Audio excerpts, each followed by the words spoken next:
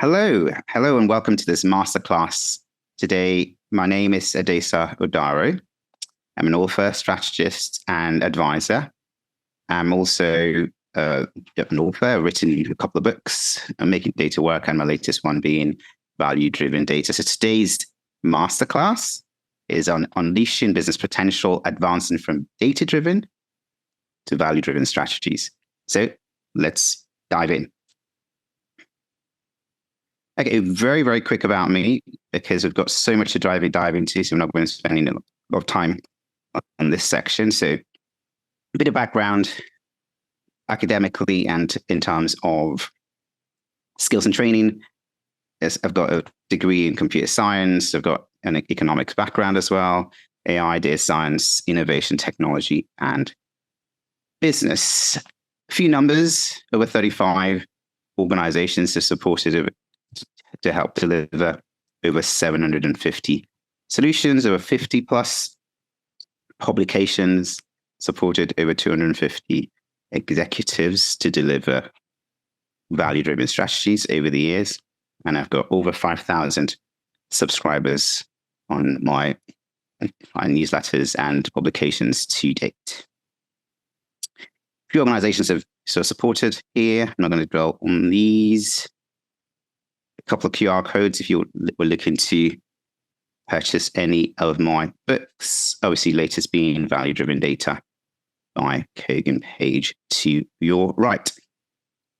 Okay, so let's dive in. That's a quick QR code if you want to connect with me. That's a LinkedIn QR. So let's dive straight in then. So what is the value of data? It's a question I keep getting asked. And if you asked this question 10 years ago, and this is as a McKinsey link down there for one of the sources, the number would have been something like 5 trillion. That's a huge number, $5 trillion. And that translates to about 5% of global GDP. Now, when you look at that same question just before and then just after ChatGPT, amazingly, that number was about $10 trillion last year. Now over $22 trillion. So just to put this into context, that's $22 trillion is about a quarter of global GDP. It's a ridiculous number. So that's like adding 25% to every organizational initiative across the globe. So that's what the value of data looks like from a global perspective. Now, another sort of question we want to dive straight into: what are the kind of sources of data value? So the 2 key sources: financial, broadly speaking, and non-financial. But let's look at financial to start with. And so 3 key areas within the financial, if you like: revenue, savings, so looking at operational costs, how can we reduce that?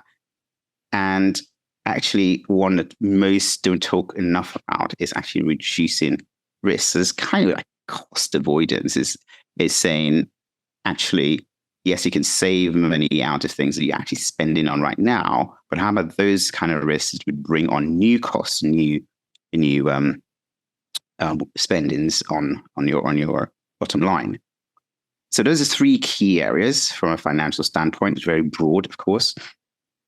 But let's look at non-financial. So there's 3 also key ones, if you look like. And these days we talk a lot about ESG. I hope so, at least. And ESG being environmental, social, and governance. This brand is a huge area. But there's also, I think, this isn't talked about sufficiently as a human perspective as well.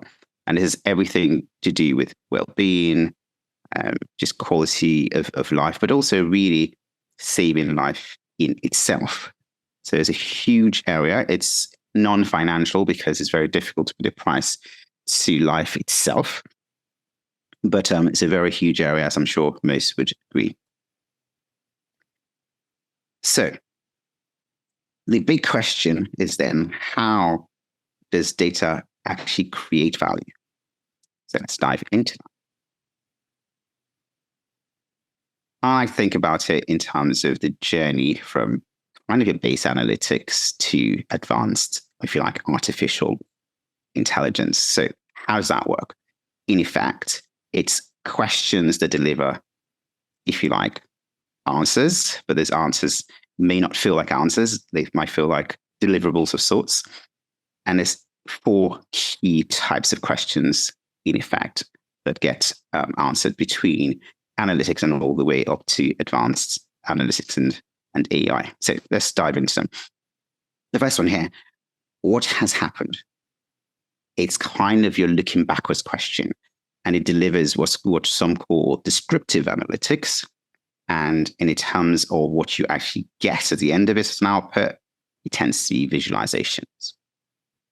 It could be a report or something like that, but it tends to be something visual that you can see and look at. And then it's just the why did it happen? This is diagnostic. This is actually looking at the kind of cause of a thing happening. And what you get at the other end, if you like, is some analysis of some description. And then it's about when would it happen again? It's predictive. It's actually trying to foresee, look into, if you like, into the future. And what you get in some ways is foresight. You want to know in what the future looks like. You might be able to avoid it or actually embrace it if it was something that you were trying to predict that is favorable to your business or to yourself. Now, this one is, I suspect some would agree, is the sort of top end, if you like, which is prescriptive. So it's kind of, yes, I kind of know what might happen or what's likely to happen, but what should I do about it? And a lot of what this brings in is either as an output, either automation in itself or sometimes semi-automation. And some of what you hear and look at with likes of today's Gen AI actually starts to lead towards that end of the scale. So one other thing to mention is that as you go up the various sort of questions that you ask and the answers you get on the other side, you tend to, in general, increase value and ROI. But also, it tends to be that all these sort of solutions become increasingly sophisticated as you climb up this inverted triangle, if you like. So that's how data creates value under the covers. So at one end, we talked about AI and advanced analytics, but what is it? What is AI? So technically, AI is kind of a machine trying to be human. However, well, let's just read this McKinsey definition, if you like. So artificial intelligence is a machine's ability to perform the cognitive functions we usually associate with human minds. Now, it just feels like it's a machine trying to take on human activities. But in some ways, you can argue it feels a difficult one to wrap our heads around. So we'll dive into other ways to think about AI going into this masterclass. But let's look at how AI actually works. So I think let's start to dive into what I think is a more helpful way to think about AI. So I try to explain it like this. So let's take an actual example. So say we're trying to identify a criminal. So in a traditional way, in traditional technologies, you would have to give me a set of rules, something that says, to identify a criminal, here are a set of rules, such a set of things to look out for. And the trouble with this could be that, okay, you might say it's the age of the person, could be a factor. You might say the residential address, or past behavior, or whatever that thing is, a set of rules that you would then prescribe to technology, and technology then goes out and looks for that. The trouble is, a lot of times that brings with it lots of blind spots, typically quite inconsistent in the results that it produces. also very difficult to be comprehensive in terms of the list of things that you look out for. Say you're a policeman or an investigator or some sort of person who goes after crime. Also, the lack of dynamism, if I can speak, around as things change, as perhaps criminals change their ways, how quickly can the solutions actually adapt to that, to this change? So you get it, but ultimately you get the kind of output you see on the right hand side there, which is it finds people that actually match your rules. But here's how AI does it. So AI says, okay, basically, I would like for you to show me perhaps pictures or certain outcomes that were actually criminals. So whether that is people who've been convicted of crime, people in prison, or whatever else. And then what AI then does is takes those inputs, if you like, those things you provide, that information as inputs, and then on the other hand, then provides with you with others who kind of match those kind of criteria. So it's a very different sort of idea. You're not setting out rules. Actually, what it does is reverse engineers those rules and then produces what are those the outcomes, which are people who are suspected to be criminals. So in one way, traditional, you tell me what makes you suspect. I give you some criminals. In AI, show me some criminals. I show you what you should be suspicious of. So it kind of, it sort of comes from the almost the opposite angle. So let's go beyond this then and look at a very kind of quite important question. Is data then the same as AI? Well, I can tell you that it's not. Actually, data is fundamental to AI. It's the input that AI gets and is the output that AI produces, if you like, if you look at it fundamentally. But it is not AI. So if you look at this picture, you get all sorts of different outputs. So everything in from databases, spreadsheets, voice. Well, us speaking right now on this masterclass is data, if you like, devices, your watches, the smart watches, and IoT devices, sensors, and such like. That's all data, if you like. It produces data inputs. And then on the other hand, after AI does its magic in the kitchen, if you like, it produces then, visualizations like we talked about before, predictions, intelligence of some description, prescriptions, and such like. And that's what, we then pull out from the other end of AI. So data is not AI, but it is fundamental to AI. AI couldn't work without data. So should we care about data value? Strange question to ask. I mean, you might say, well, actually, great. It all sounds great.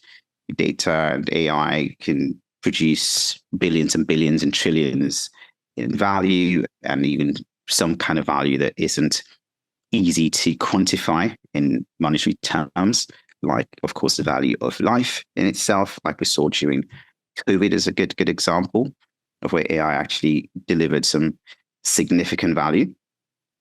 But what if you don't care about it? I mean, what are the sort of shortcomings of, not actually doing anything about data and AI value? So let's jump in.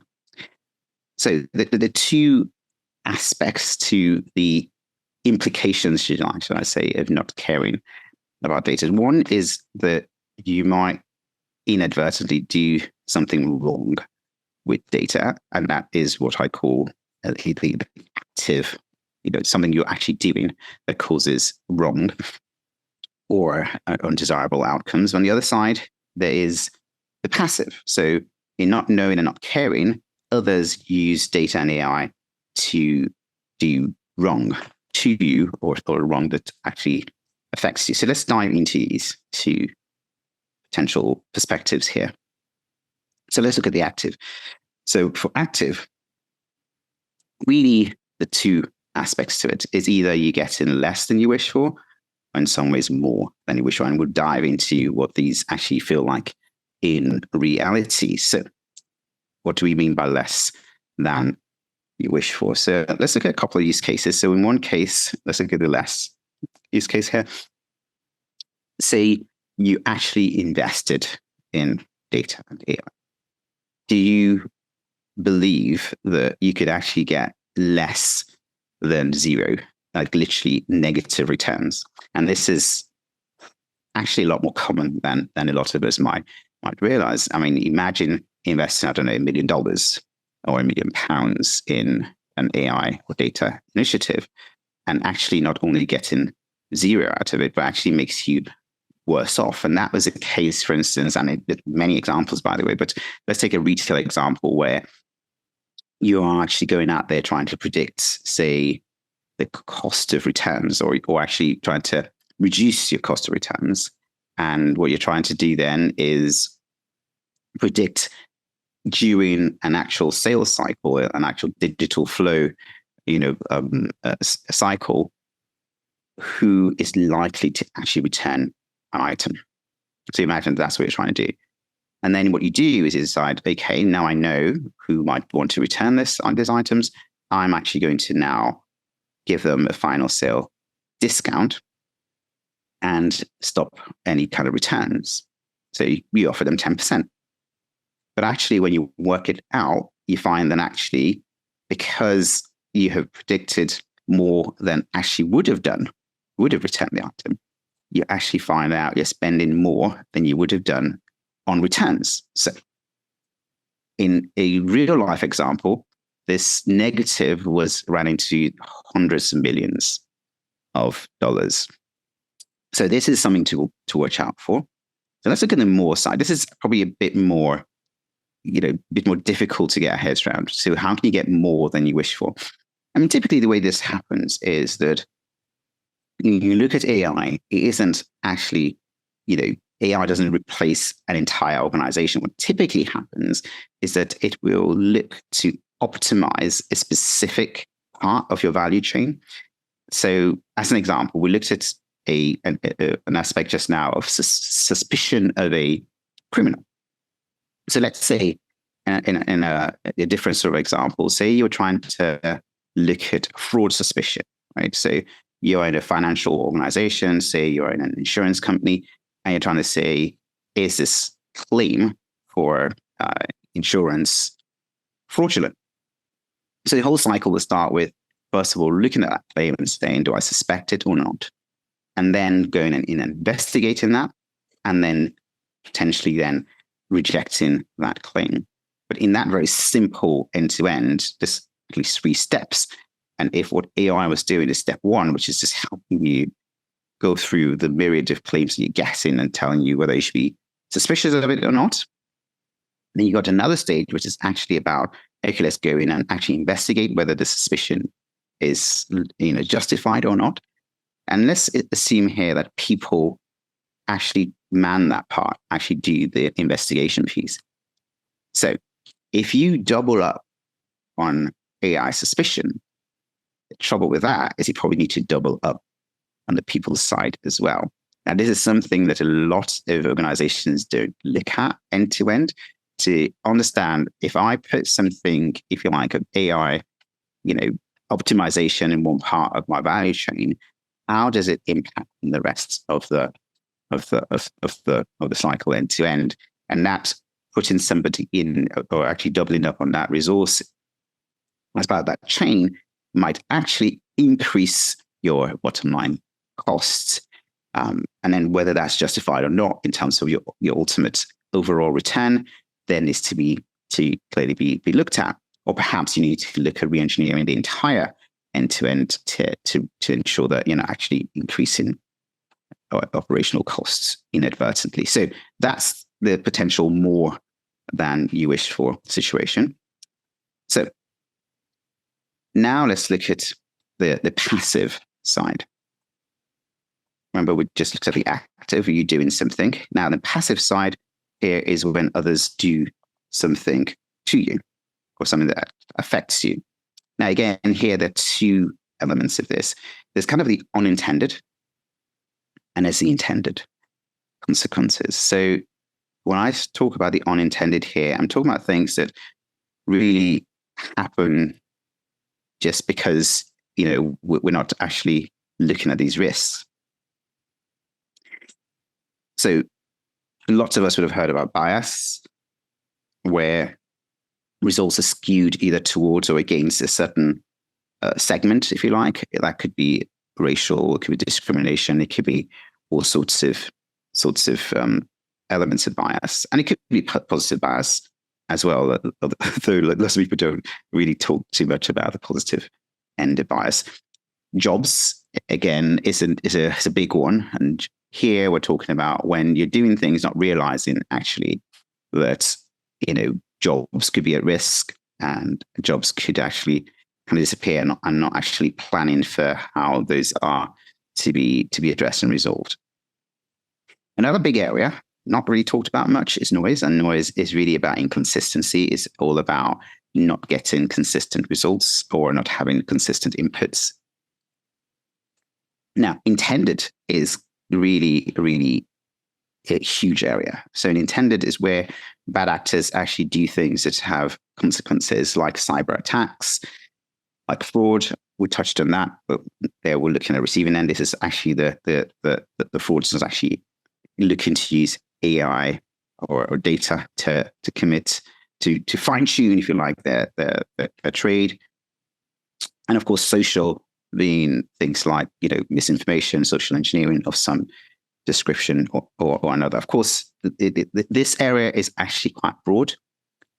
We look at this very broadly, looking at cyber, social, and fraud, but there's a huge amount of applications here in terms of the intended. Of course, you can look very deeply at things like terrorism, or look at bad actors using tools and AI and data to really cause harm. So, big question. So how do we then move to being value driven? So there's a model I put out in one of my books, actually, in value driven data, called the VOV model. And what it stands for is vision. So vision is really about what does good look like for a firm or for an organization, and how can you articulate that, pull that together, and such that you have a set of very clear objectives. And on the other end of it is really understanding the value proposition. So what value is that vision looking to create, what tangible value? And we looked at some of the sources of value, by the way, but actually how do you link those very tangibly back to your vision? Now, the third area is very, very rarely talked about. I think it's really critical that the thing that actually typically stands between vision and value are those obstacles, those things that stop us from getting from I really think this is a great idea, and it's really clear what value actually comes out of it. That's articulated. That's actually a clear, line between vision and value. But there's obstacles that stand in between that stop it from actually happening and stop us from actually gaining that value. So let's look at these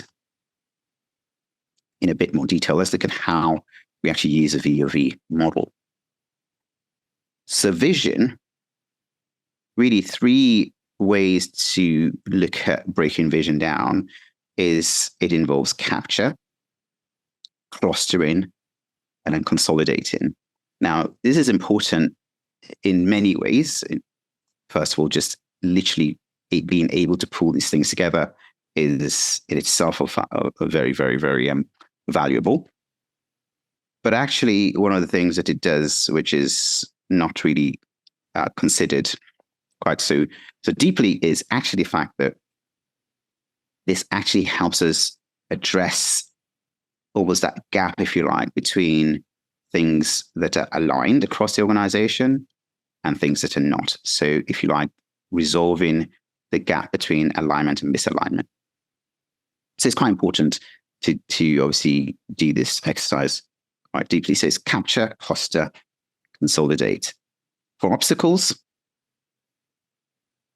I think the three things, the three, if you like, categories, if you like, of obstacles. And there's a reason why these are quite important. So that there's obstacles of the past, if you like, obstacles of the present, and actually obstacles of the future as well. So where obstacles of the past actually are different from, say, obstacles of the present is that, for instance, if you had a past where you just haven't invested in skills training capability, so that's something that is embedded in the past, has been there and carries on kind of happening. But today, your obstacle of the present might be that you need to do this.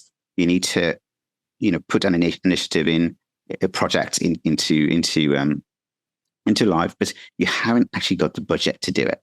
You haven't got the investment. That's here and now as present. Now, the difference between not having skills, which is your obstacle of the past, and obstacle of the present being that you haven't got funding, is that with skills, you can actually bypass that problem by, say, bringing in external resource, as an example, to augment what you've currently got. But if you haven't got funding, that's a clear and present issue. It means it's, in effect, a showstopper. You can't move forward without that. In terms of obstacles of the future, now there's a different kind of thing. And an example of an obstacle of the future might be something like scaling. So today, it's not an issue. You've got your AI solution, your data solution, goes into production. It's manageable. But that in projecting this into the future, you're going to have a problem given the kind of infrastructure, for instance, that you have. So that's a problem that is kind of just waiting to happen. So you can preempt that by understanding what your obstacles of the future potentially are. So let's go to value.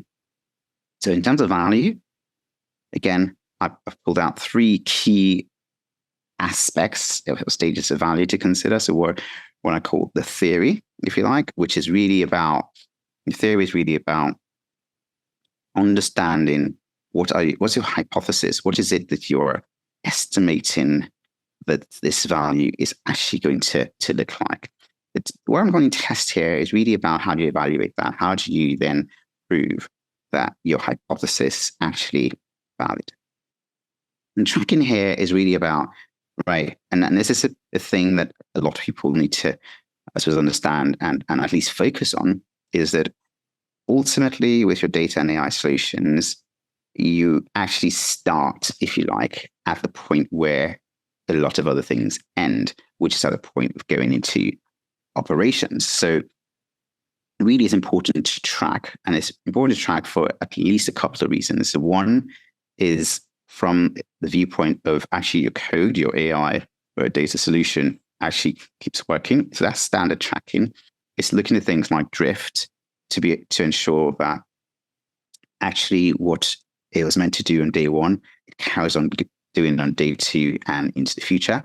But it's a different kind of tracking. And I think this is very, very focused on the value proposition. So you've actually got a theory that says my hypothesis is that I'm going to get 10%, year on year in terms of, whether that's conversions or reduction in fraud or whatever that thing is, or whatever that use case is. What that other aspect of tracking does is to make sure that continues to happen and you don't actually go from positive returns potentially into negative territory, negative returns. So it's very important, and it's probably about the most important element in the value journey, if you like. So let's move on. So some VOV, i.e. vision, obstacle, value, strategy tools are, so there's a whole myriad of them. There's lots of different things that you can leverage in the vision phase. There's lots you can leverage, of course, in the value phase as well as the obstacle phase. We can't go, unfortunately, into a huge amount of detail about these, but it's useful, I thought, for you to know these potential tools can be leveraged. So journeying then, if you like, traveling through this whole journey of value driven. So in terms of going in from start to finish, can keep this as simple as you possibly can. I think first thing that people ask is, at what point can I actually start to apply my value-driven strategies? Now, it doesn't really matter where you are, whether you're in the early stages, in the mid journey, if you like, or even late in your journey. You can apply value-driven strategies. You can do it, from a blank slate and say, do you know what? I need to create new strategies here. I'm just going to apply this.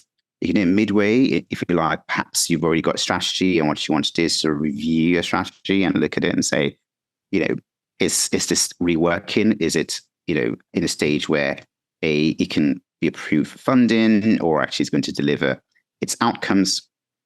Or you can look at it from a late stage kind of standpoint, where actually you're looking at something that's perhaps already operational, and what you're trying to do is make sure that you've got the right kind of tracking, the right kind of monitoring happening, so that you're actually able to appropriate your investment and returns that you expected out of it. So at any stage you can apply.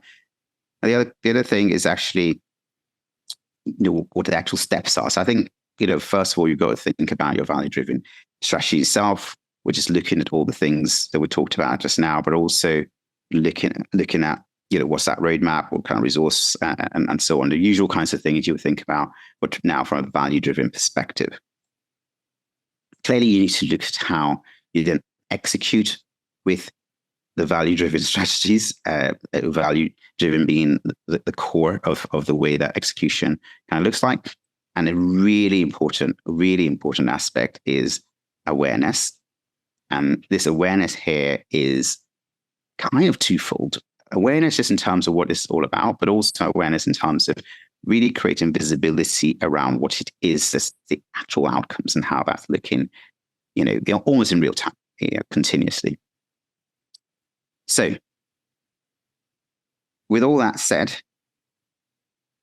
just a quick reminder, of course, that whilst you go through your strategies, you want to leverage as much as possible the tools within the VOV framework, which obviously stands for vision, obstacles, and value.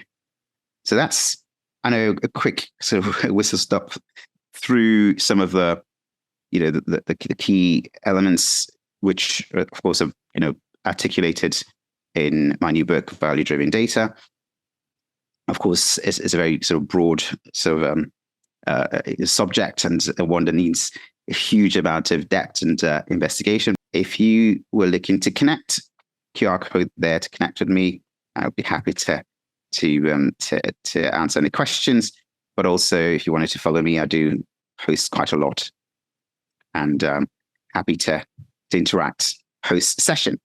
So that's it for me. Thank you very much for your attention and for jumping on and actually consuming this masterclass. And I hope to stay in touch and connect with you going forward.